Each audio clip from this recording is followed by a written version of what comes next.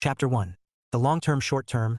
Ted Williams realized something was wrong while holding a paper plate that had gone soft in his hands. It wasn't dramatic. There was no shouting, no betrayal, no singular moment that could be circled and labeled "this is where it broke." It was just him, standing in the corner of a backyard birthday party that wasn't really a birthday party, so much as an excuse for his girlfriend's friends to drink on a Saturday afternoon. Watching her laugh at something someone else said. She looked beautiful. That wasn't the issue. She always looked beautiful, effortlessly so, in a way that felt unfair to people who tried. Her hair was pulled up, loose strands catching the sun. She wore the denim jacket he liked, the one he'd once said made her look like someone in a movie who had her life together.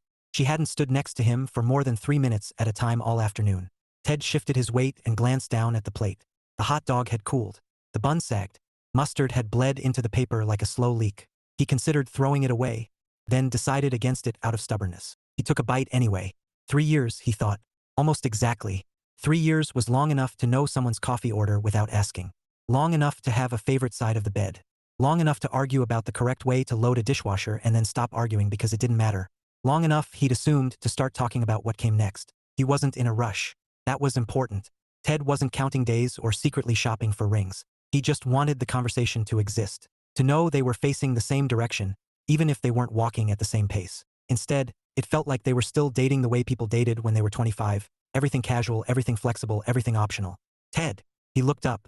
Mark, one of her friend's boyfriends, new, loud, aggressively enthusiastic, was waving him over. "Hey," Ted said, forcing a smile as he walked closer. "We're doing shots," Mark announced, as if this were a civic duty. "You in?" Ted glanced past him. His girlfriend was already turned away, mid-conversation, her body angled outward, attention elsewhere. She hadn't checked to see if he was nearby. She hadn't asked. He smiled anyway. "I'm good." Mark shrugged. "Suit yourself." Ted stepped back, leaning against the fence. He watched as the group laughed. Glasses clinked. Phones came out for photos that would be posted with captions about chosen family and perfect days. His girlfriend caught his eye briefly. She smiled, warm, familiar, and lifted her glass in a quick salute before turning back to her friends. It was a small thing. All of it was small things. That was the problem. Ted wasn't jealous. He'd never been. He liked that she had friends, that she was social, that she moved through the world with ease. He didn't want to be her entire life. He just didn't want to feel like an accessory to it. Later, as the sun dipped and people began to leave in loud clusters, she finally came to stand beside him. "Hey," she said, leaning into his shoulder. "You okay? You've been quiet." "I'm fine," he said, because it was true in the way that truths sometimes were, technically accurate, emotionally incomplete. She kissed his cheek. "I'm going to head to Sarah's after this. Girls' night turned into whatever this is turning into." "Okay." She pulled back slightly, searching his face. "You sure?" He nodded. "Yeah." She smiled again, relieved, and squeezed his hand before moving away to grab her bag. Ted watched her go. He didn't feel angry. He didn't feel hurt exactly. He felt unselected. That night, alone in his apartment, he stood at the sink washing dishes that hadn't been used much lately. He thought about how easy it would be to ask the question, "Where do you see this going?" People asked it all the time. Articles encouraged it. Friends advised it. It was practical, direct, mature.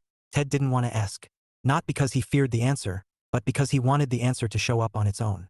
He wanted to be chosen by her actions, by her priorities, by the way she made room for him without being prompted. He dried his hands and leaned against the counter, staring at nothing.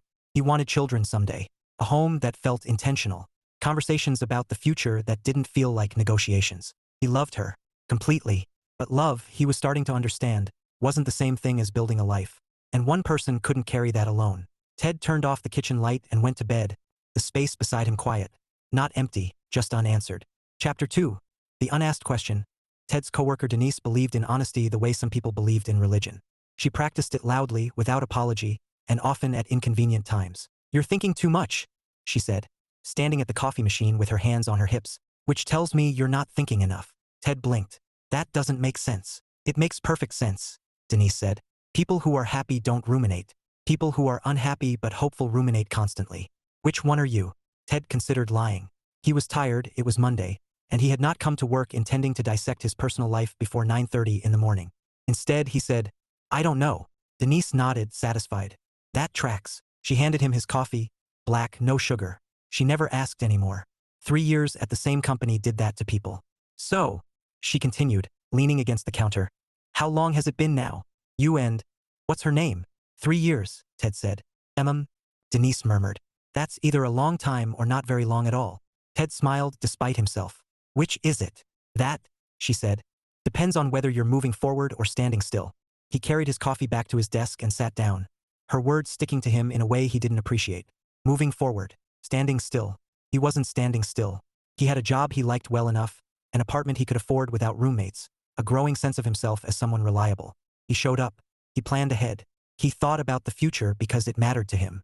But when he pictured his relationship, the image stalled. Not ended, just paused, like a buffering screen that never quite resolved. That night, his girlfriend came over with Thai food and a story about her friend Olivia's disastrous date. She brought her dog, she said, laughing as she kicked off her shoes. Not a small dog, a full-sized golden retriever. To a wine bar. Ted laughed too. He liked hearing her laugh. He liked that she came to his place without needing to be asked. They ate on the couch, legs tangled, the television on but ignored. Everything between them was easy in the ways that mattered daily. So what about you? She asked, wiping her hands on a napkin. How was work? Fine, Ted said. Denise psychoanalyzed me before coffee. She grinned. That sounds like her. She thinks I'm ruminating. Her smile softened. Are you? Ted hesitated. Not long enough to be dramatic. Just long enough to be noticeable. About things, he said. She leaned her head against his shoulder. You always do that. He wrapped an arm around her, the familiar weight of her grounding him even as the words stayed lodged in his throat. Where do you see this going? He could feel the question pressing forward, polite but persistent. This was a moment, calm one, a safe one. Instead, he asked, what are you doing this weekend? She lifted her head. Oh, Sarah's birthday dinner Friday. Then we're going up to the lake Saturday morning. Just the girls. Sounds fun. Yeah, she said. You'll probably love the quiet. He smiled. Probably. She kissed him, quick and affectionate, then stood to throw away the containers. The moment passed unacknowledged. Later, alone again, Ted sat at his small kitchen table with his laptop open but untouched. He thought about his neighbor downstairs, a single father named Mark who always looked exhausted but strangely content. He thought about his parents, married 38 years, still bickering about groceries but aligned in ways that ran deeper than habits. He wasn't asking for certainty. He just wanted intention. The next morning, he ran into Mark in the hallway.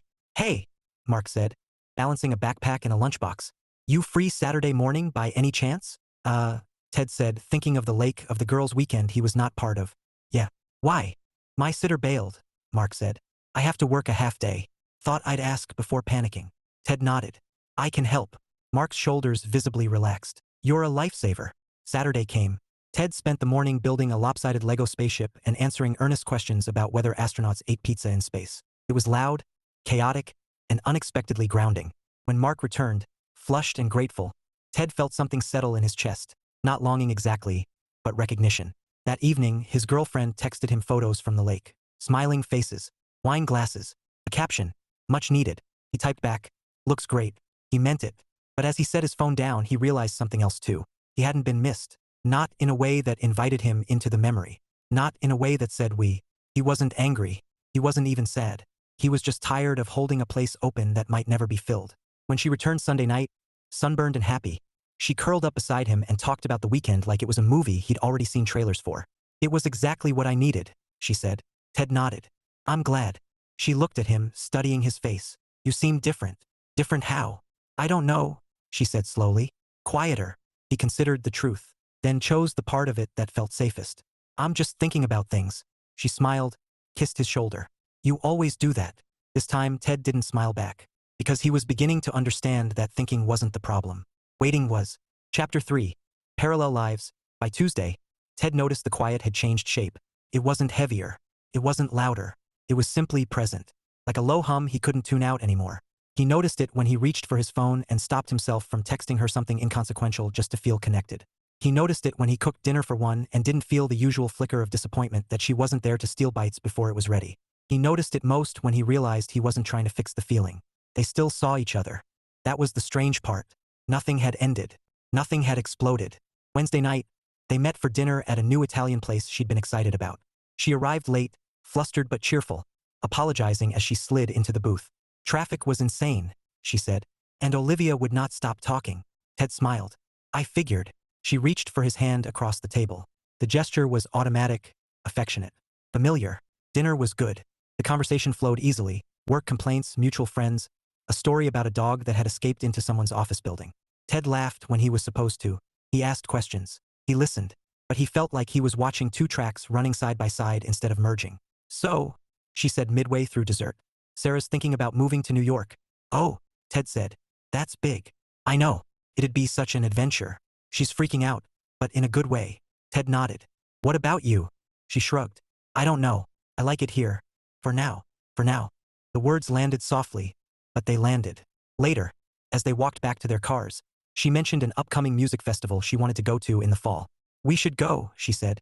Or, I mean, my friends are definitely going, but you'd like it too. Ted stopped beside his car and looked at her. We can see, he said. She frowned slightly. What does that mean? It means we can see. She studied him for a moment, then smiled, brushing it off. You're being weird lately. Am I? Yeah, she said lightly. Not bad weird, just different. He leaned in and kissed her goodbye. The kiss was warm, unhurried. But when he drove home, he realized something unsettling. She hadn't asked why. The next weekend, Ted attended a housewarming party for a coworker he barely knew. It wasn't his usual scene, but he went anyway, determined not to spend another Saturday waiting to be invited into someone else's plans. He ended up talking to a couple named James and Priya, married 5 years, expecting their first child. They were tired, sarcastic, deeply amused by each other. How'd you two meet?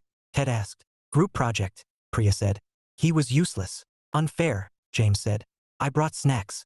Ted laughed. Romantic. Priya smiled at him. How about you? Ted hesitated, then answered honestly. I'm in a long-term relationship. James nodded. That pause tells me everything. Ted raised an eyebrow. Does it? Yeah, James said. People who are sure don't pause. Ted thought about that on the drive home. Sunday afternoon, his girlfriend called him while he was at the grocery store. Hey, she said. What are you up to? Shopping, Ted said. You? Brunch, she said. Listen, do you want to come to my cousin's engagement party next month? Ted stopped pushing the cart. Your cousin? He asked. Yeah, I forgot to mention it earlier. An engagement party. And you're inviting me now. There was a brief pause on the line. Well, she said carefully, I assumed you'd come. I just hadn't actually said it. Ted exhaled slowly. Okay. She laughed, relieved. See? You're fine with it. Yeah, he said. I am. They hung up. Ted stood there for a moment, staring at the cereal aisle. It wasn't the invitation that bothered him. It was the assumption. She assumed he would be present for milestones, celebrations, appearances. She assumed he would be there when it made sense socially. But she didn't assume him into her future. That night she stayed over. They lay in bed, her head on his chest, fingers tracing idle patterns on his arm. You're quiet again, she murmured. I'm listening. She smiled. To what? Everything. She shifted, propping herself up on one elbow. You know you can talk to me, right? Ted met her gaze. This was it. Another opening. Another moment suspended between comfort and honesty. I know, he said. She searched his face, waiting. He didn't say more. She sighed softly and settled back against him. You always think too much. Ted stared at the ceiling, his thoughts unusually clear. He wasn't thinking too much. He was finally seeing the difference between being included and being considered. The following week, he made a decision, not a dramatic one, a quiet one. He stopped rearranging his life around the possibility of her availability. He signed up for a weekend workshop he'd been postponing. He committed to plans without checking her schedule first. When she texted last minute to see if he was free, he sometimes wasn't. She noticed. Are you avoiding me? She asked one evening, half joking. No, Ted said. I'm just busy. With what? With my life. She laughed, but it sounded uncertain. That sounds ominous. It's not, he said gently. It's just honest. She watched him for a long moment, as if seeing him from a new angle. Something's changed, she said. Ted nodded. Yeah. What? He considered the truth again. This time, he didn't soften it. I don't want to feel like I'm auditioning for a future, he said. I want to feel like I'm already in it. Her expression shifted, not defensive, not angry, just surprised. I didn't know you felt that way, she said quietly. I know. Silence stretched between them. Not uncomfortable, just revealing. She reached for his hand, squeezing it. I need to think about that. Ted squeezed back. Take your time. And for the first time, he meant it without resentment. Because whatever came next, he knew one thing now with certainty. He would not keep walking forward alone, hoping someone else would eventually catch up. Chapter 4. The almost conversation. The thing about almost conversations was that they left a residue. They lingered in the air long after the words had failed to appear, shaping interactions in subtle ways. Ted felt it when his girlfriend hesitated before making plans. He felt it when she studied him more closely than usual, as if looking for something he might have misplaced. They were careful with each other now. Not fragile, just alert. Thursday evening, she came over earlier than usual, bringing groceries instead of takeout. It was a small shift, but Ted noticed. He always noticed. "I thought we could cook," she said, setting bags on the counter. "Together." "That sounds nice," Ted said, and meant it. They moved around the kitchen in a rhythm that had been learned over time, passing ingredients, opening drawers without asking, reaching around each other without collision. It was domestic in a way that felt both comforting and quietly ironic. She chopped vegetables while he handled the stove. Music played softly from his phone. For a while, neither of them spoke. Finally, she said, "I've been thinking about what you said." Ted didn't look up. "Yeah. About not wanting to audition for a future." He nodded. "Okay." She set the knife down and leaned against the counter, arms folded. Not defensive, but grounding herself. "I didn't realize you felt like that," she said. "I guess I thought we were fine." Ted stirred the pan slowly. "We are fine. But fine isn't the same thing as intentional." She frowned slightly. "I didn't know we needed to be intentional." He turned the heat down and faced her. "I don't think it's about need. I think it's about wanting the same things." She was quiet for a moment. "I do want things. I know. Just not mapped out," she added. Ted smiled faintly. "I'm not asking for a map." "Then what are you asking for?" The question hung between them, steady and unforced. He considered his answer carefully. Not because he was afraid, but because he wanted it to land truthfully. "I want to know that when you think about your future," he said. "I'm part of it. Not assumed. Not adjacent. Chosen." Her expression softened. "You are chosen." Ted held her gaze. "Then show me." The words weren't sharp. They weren't raised. They were simply present. She exhaled, looking down at the floor. "I've never been good at thinking that far ahead." "I know," Ted said gently. "But I am." She looked back up. "Are you saying I'm not enough?" "No," he said immediately. "I'm saying we might want different things." "That's not fair," she said, a flicker of frustration breaking through. "You didn't even talk to me about this before deciding something was wrong." "I didn't decide something was wrong," Ted said. "I noticed something was missing." Silence settled again. Not heavy, just honest. She crossed the kitchen and stood close to him. "I love you," she said. Ted's chest tightened. "I love you too." "Then why does this feel like an ultimatum?" He shook his head. "It's not. I'm not asking you to promise me anything. I'm asking you to want it." Her eyes searched his, trying to find the edge of the argument. There wasn't one. "What if I don't know yet?" she asked quietly. Ted swallowed. "Then that's important information." The food finished cooking. The moment did not. They ate at the table, conversation lighter but more restrained, like two people aware of the thin ice beneath familiar ground. She told him about work. He listened. He told her about the workshop he'd signed up for. She smiled, but it didn't quite reach her eyes. After dinner, they sat on the couch, closer than usual, as if proximity could compensate for uncertainty. "I don't want to lose you," she said suddenly. Ted looked at her. "I don't want to lose you either." "Then why does it feel like I might?" "Because wanting isn't the same thing as choosing," he said. "And choosing requires movement." She leaned her head on his shoulder. "You make it sound so simple." "It's not simple," Ted said. "It's just clear." She was quiet for a long time. He didn't fill the space. Eventually, she sat up. "I need some time." He nodded. "I know. You're not leaving," she said. "No," he said honestly. "But I'm also not pretending I don't care where this goes." She smiled weakly. "You're really good at being calm." Ted considered that. "I'm not calm," he said. "I'm just done running from the truth." She left that night earlier than usual. They hugged at the door, longer than necessary, both aware that something had shifted irreversibly. Over the next week, the almost conversation echoed everywhere. She texted more, asked questions she hadn't before, mentioned the future in vague terms, someday, eventually, maybe. Ted listened, but didn't latch onto the words. He paid attention to the actions. They were still careful. Saturday morning, Ted attended his workshop. It was focused, engaging, filled with people who had shown up intentionally. He felt present in a way he hadn't in weeks. That afternoon, she called him. "I was thinking," she said, "maybe we could plan a trip. Just us. Like, ahead of time." Ted smiled. "That could be nice." Her voice brightened. "Really?" "Yeah," he said. "It could."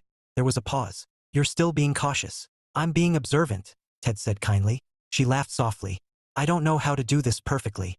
"You don't have to do it perfectly," he said. "You just have to do it honestly." That night, alone again, Ted sat on his couch and reflected on how close they had come to saying everything, and how much had still been left unsaid. The almost conversation had done its work. It had stripped away the illusion that time alone would solve this. Something had to give. Either she would step forward into the future he was already inhabiting, or he would step out of the space where he'd been waiting. Ted didn't know which it would be, but for the first time, he trusted himself enough to let the answer arrive without forcing it. And that, he realized, was its own kind of courage. Chapter 5. Being chosen looks like action. The shift didn't announce itself. It didn't arrive with a speech or a boundary drawn in thick, declarative lines. It came quietly, through consistency, through absence, through Ted no longer filling in the gaps that had never technically been his responsibility. On Monday morning, his girlfriend texted him. "What are you doing Wednesday night?" Ted read the message while brushing his teeth. He rinsed, dried his hands, and typed back. "I have plans." 3 dots appeared, disappeared, reappeared. With who? A workshop group.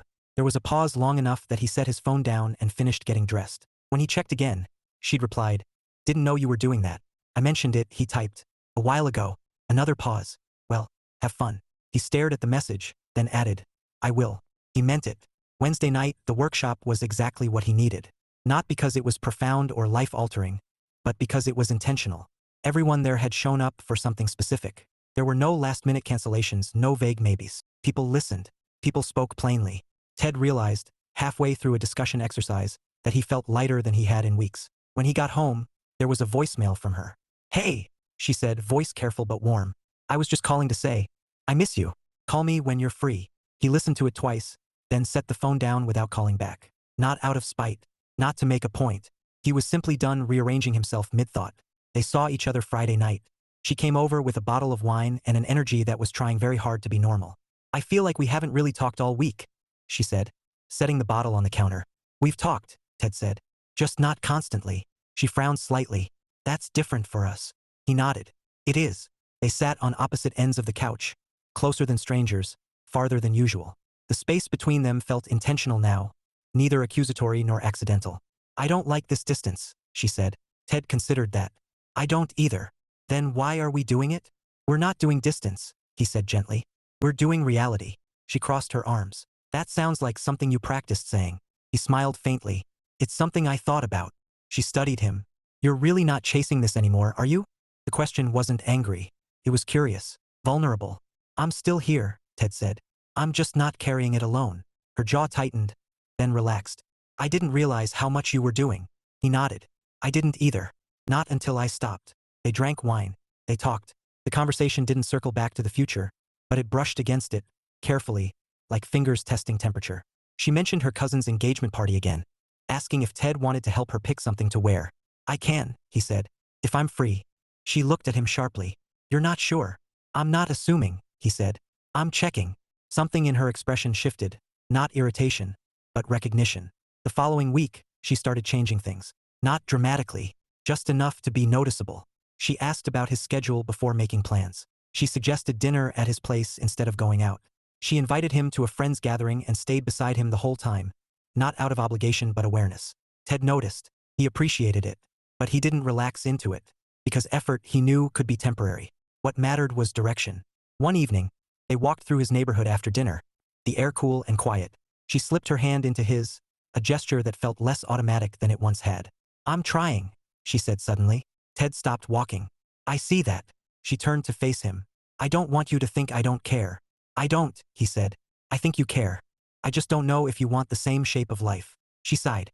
"You keep talking about life like it's already outlined." "It's not outlined," Ted said. "But I know what chapter 1 want to be in." She looked at him, eyes searching. "And if I'm not there yet?" Ted didn't answer immediately. He looked around at the quiet street, the steady houses, the future he could imagine without straining. "Then we have to be honest about that," he said, "before resentment fills in the space." She swallowed. "I'm scared of choosing wrong." Ted softened. "So am I. But not choosing is still a choice." They stood there for a moment, the truth settling between them without urgency. That night, after she left, Ted didn't feel anxious or relieved. He felt steady. He had stopped negotiating with the future. He was living in alignment with himself, regardless of whether she joined him there. And for the first time since this quiet reckoning began, he understood something clearly. Being chosen didn't look like grand declarations or sudden promises. It looked like someone stepping forward without being asked, because they wanted to stand beside you, not just next to you. Ted didn't know yet if she would. But he knew he would no longer mistake proximity for partnership. Chapter 6. The moment of truth. The invitation came on a Tuesday morning, disguised as something ordinary. "Can we have dinner tonight?" She texted. "At my place." Ted stared at the message longer than necessary. Not because he didn't know the answer, but because he did. "Sure," he typed back. "What time?" When he arrived that evening, her apartment looked different. Cleaner. Quieter. Candles lit in rooms that didn't usually warrant candles. A bottle of wine already open. Breathing. She smiled when she opened the door, but it didn't have the easy looseness of comfort. It had intention. "Hey," she said. "Hey." They hugged. They hugged a second longer than usual, like she was steadying herself. Dinner was homemade. That alone told him something. They ate at the small table by her window, the city humming faintly below. She asked about his workshop. He told her about a discussion that had surprised him, about how people often confused love with momentum. "And what did you say?" she asked. "That momentum without direction just means you end up somewhere," Ted said. "Not necessarily where you meant to go." She nodded slowly. "That sounds like you." He smiled. "Yeah, it does." They finished eating. She cleared the plates without asking him to help, a reversal of their usual rhythm. Ted watched her move around the kitchen, purposeful but distracted. When she sat back down, she didn't pick up her wine. "I've been doing a lot of thinking," she said. Ted met her eyes. "Okay," she exhaled. "I don't like how things have felt lately." "I don't either." "I feel like I'm losing you," she said, voice quiet but steady. Ted considered that. "I'm still here." "I know," she said quickly. "But you're standing differently." He nodded. "That's fair." She folded her hands together. "I didn't realize how much I relied on you just being there. Always available. Always understanding." Ted didn't interrupt. "And when you stopped filling in the spaces," she continued, "I had to actually look at what was there." He waited. "I love you," she said again. "That hasn't changed." "I know. But I need to be honest," she added, and this time her voice wavered. "I don't know if I'm ready for the future the way you are." The words landed with a quiet finality. Not cruel. Not careless. Just true. Ted felt something loosen in his chest. Sadness, yes, but also relief. "Thank you for saying that," he said. Her eyes widened slightly. "You're not angry?" "No," he said. "I didn't want you to rush into wanting something you don't." She swallowed. "I don't want to hold you back." "You're not," Ted said gently. "We're just standing in different places." Tears gathered in her eyes. "I didn't think not knowing would matter so much." "It doesn't make you wrong," Ted said. "It just means we're not aligned." She reached across the table and took his hand. "What happens now?" Ted squeezed her fingers, grounding himself in the reality of the moment. "Now," he said, "we decide whether love is enough to ignore direction." She nodded slowly. "And you don't think it is?" "I think love is essential," Ted said. "But it can't replace intention." She closed her eyes briefly, then opened them. "I wish I'd figured this out sooner." "So do I," Ted said. "But timing matters too." They sat there, hands still linked, sharing the weight of what they both knew but hadn't wanted to name. "I don't want to resent you someday," she said softly. Ted's voice was equally quiet. "Neither do I." She let go of his hand, wiping at her eyes. "I don't want to break up." "I don't either," Ted said. "But I don't want to stay in something that asks me to shrink my future." She nodded, tears falling freely now. "You're really sure?" "Yes," he said. "Not about everything. Just about this." They stood together by the door a little while later, the evening having passed in a blur of honesty and tenderness. There was no shouting, no bargaining, no desperate promises, just clarity. They hugged long, tight, memorizing. "You deserve to be chosen," she whispered into his shoulder. "So do you," Ted replied. When he walked out into the night, the city felt louder than usual, brighter, less forgiving. He didn't feel triumphant. He didn't feel broken. He felt aligned. Ted walked home slowly, letting the truth settle into him fully. He had loved deeply. He had waited patiently. And when it became clear that love alone couldn't bridge the gap, he had chosen himself without bitterness. That mattered, because the future he wanted wasn't something to negotiate into existence. It was something to walk toward, side by side with someone already facing the same direction. And now, finally, Ted was moving again. Chapter 7. Letting go without bitterness. The first morning after the breakup, Ted woke up expecting something to hurt more than it did. He lay still for a moment, staring at the ceiling, waiting for the familiar weight of dread or panic or regret to settle in. Instead, there was quiet. Not empty, just unoccupied. He rolled onto his side and reached out instinctively, then stopped himself before his hand met cool sheets. The absence registered, sharp but clean, like the sting after pulling off a bandage you knew had to come off. "Okay," he murmured to no one. The day unfolded gently. Work was work. Denise noticed something immediately, of course. "You look taller," she said, eyeing him over her coffee. Ted snorted. "That's not possible." "Emotionally taller," she clarified, "which usually means either therapy or a breakup." Ted smiled. "The second one." She winced sympathetically. "Oof. But," he added, "it was the right one." Denise studied him, then nodded. "Yeah, I can tell." That evening, Ted came home and cooked dinner for himself without thinking about what she would like. He chose food she'd always found too heavy. He ate slowly, deliberately, noticing the simple pleasure of making choices that didn't require compromise or explanation. He missed her. That was undeniable. But the missing wasn't chaotic. It didn't scramble his sense of self or make him question his decision. It felt appropriate, proportional. Over the next few weeks, the grief arrived in waves, predictable and manageable. Certain songs, certain streets, the jacket she'd once borrowed and never returned, still hanging in his closet. He boxed the jacket up one Sunday afternoon, folding it carefully, treating it with the same respect he'd given the relationship itself. He didn't rush to return it. He wasn't dramatic about it. He simply acknowledged that some things needed a moment before being set down. They spoke once, briefly, a week later. "I hope you're okay," she said. "I am," Ted replied honestly. "I hope you are too." "I am," she said, then hesitated. "I miss you. I miss you too." There was no edge to it, no pull. They hung up, and Ted felt a quiet sense of completion settle in. Life continued as it always did. He kept attending his workshop. He said yes to invitations without checking anyone else's calendar. He spent more time with Mark and his kid downstairs, who had decided Ted was now officially space guy.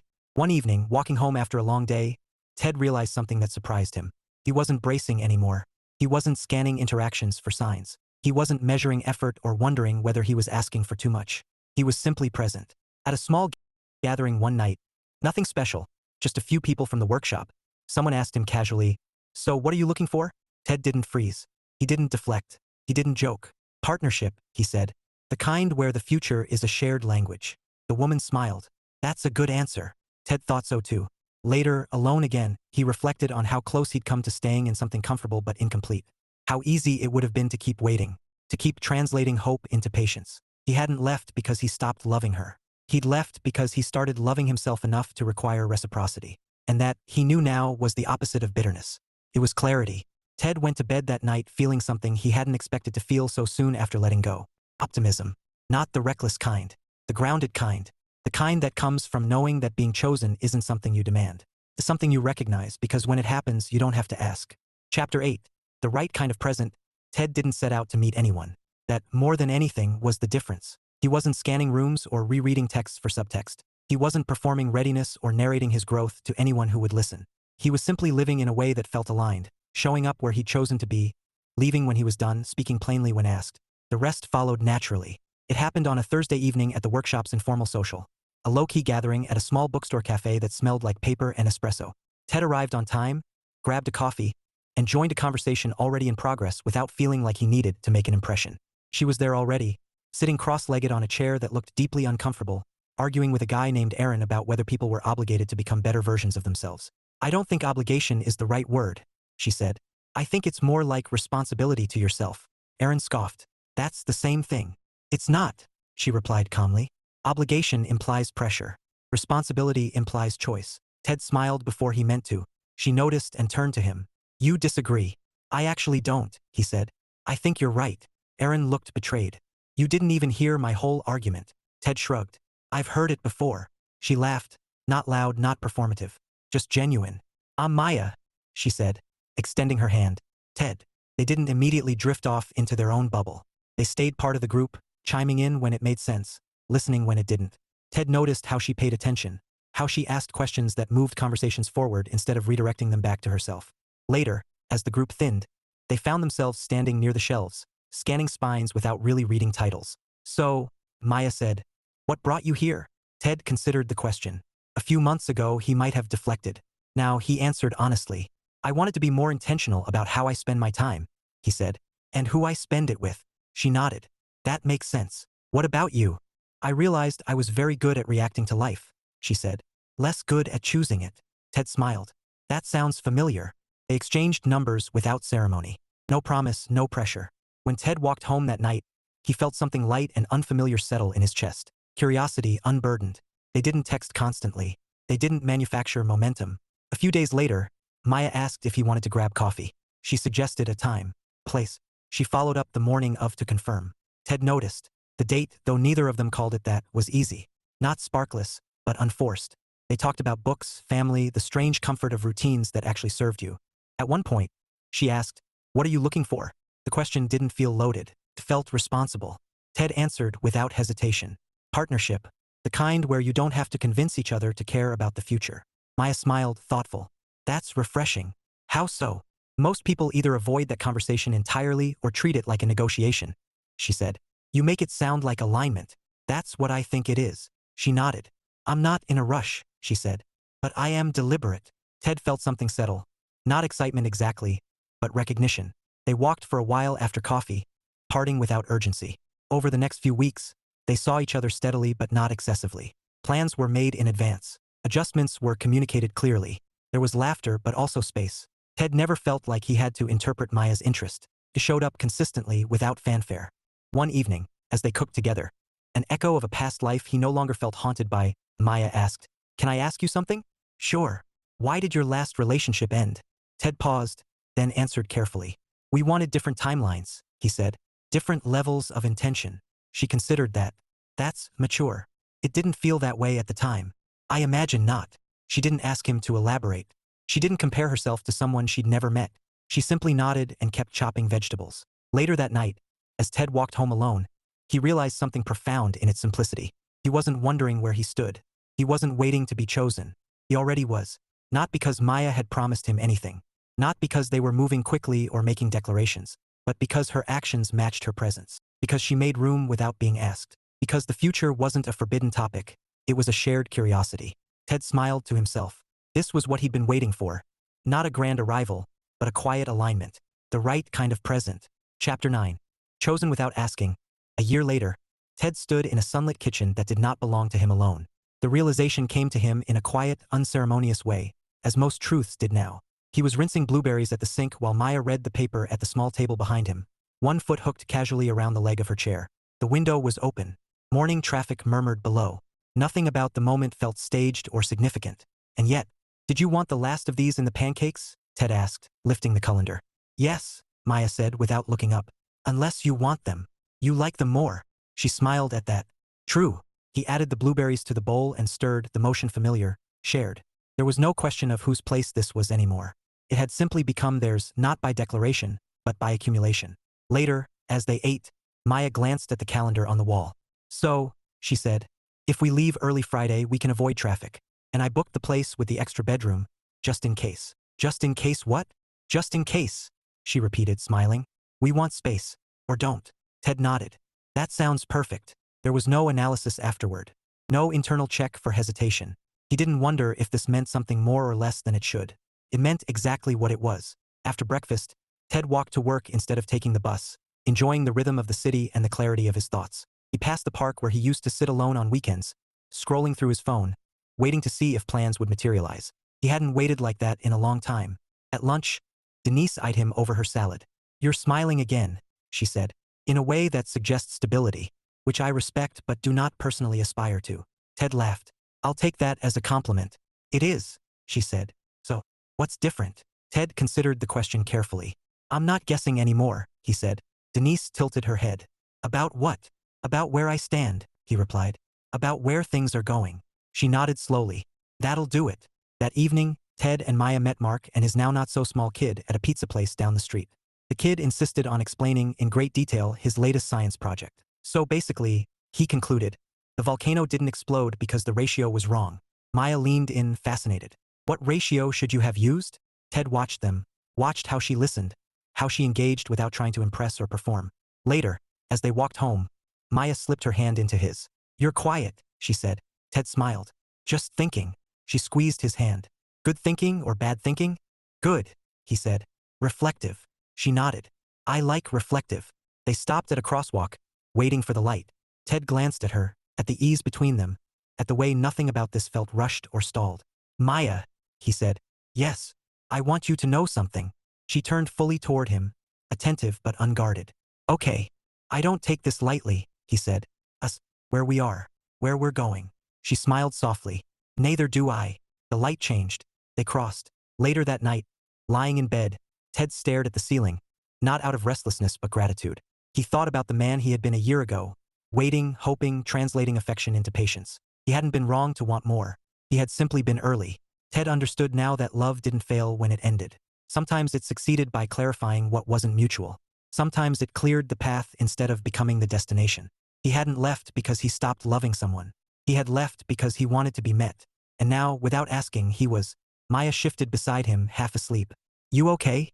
"Yeah," Ted said softly. "Just happy." She smiled, eyes still closed. "Good." Ted closed his eyes too. The future no longer a question mark but a shared horizon. Open, intentional, and chosen. Not because he demanded it, but because this time he didn't have to.